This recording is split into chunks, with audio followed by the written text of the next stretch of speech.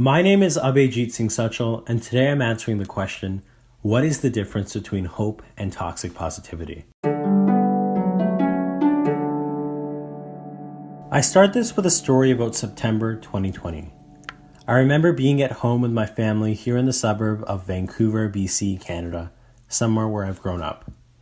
I've grown up loving the nature around here, but I remember waking up one morning in September and I wanted to go outside for a run. I couldn't. I looked outside and all I could see was smoke from the Californian wildfires. Wildfires that were actually ravaging across the entirety of the west coast of the United States. I remember feeling quite hopeless in that moment, feeling like there's going to be more and more wildfires every single year, that there's nothing I could do to stop it, and that climate change was accelerating the rate of this rapid change.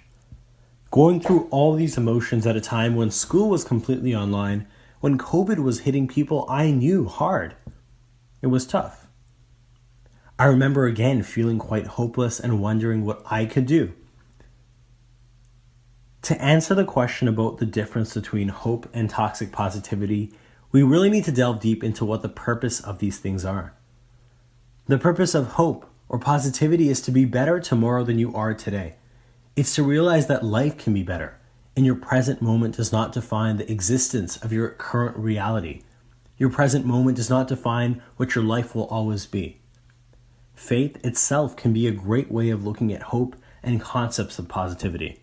For me, as a practicing Sikh, in the Sikh tradition there's a concept known as Chardi Kala, which refers to eternal optimism. It refers to the fact that despite what's going on in the world, you must be eternally optimistic, always looking forward to the future. This does not mean to ignore any problems that are going on in the world. Rather, it is to embrace those problems and to rise to those challenges with an internal focus on optimism. That's where I really see the difference between hope and toxic positivity in my own life. Toxic positivity is a means of looking at a problem, thinking that it'll be all right without actually doing anything substantial about it. It's what we often see happen when we see problems around us in the world. Politicians tend to say, we have prayers for this. We hope that things will be all right.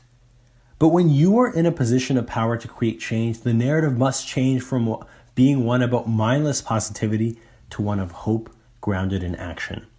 What differentiates toxic positivity from hope is that hope must be grounded in action.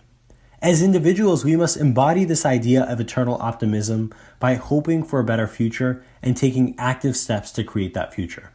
We must go beyond being naive or ignorant about the challenges our communities face. As we see problems around us, we must rise to the occasion and hope that tomorrow will be better, because we are working on the path to create positive change.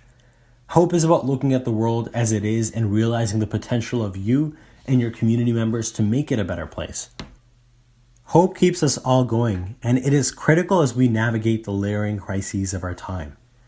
As I experienced hopelessness as I saw fires raging across California and smoke in my own community in September of 2020, I paused for a second. I remembered all the important things that were being done to combat climate change. I thought of the people I knew that were taking action, and I recognized my own potential to be a part of the change I wanted to see. I realized I was not in this alone, and that realization allowed me to be hopeful and move forward with optimism grounded in action.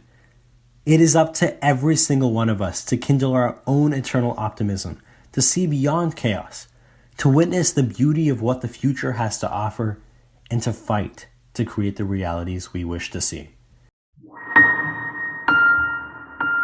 This Religica Theolab Blogcast has been produced in cooperation with the Center for Religious Wisdom and World Affairs at Seattle University.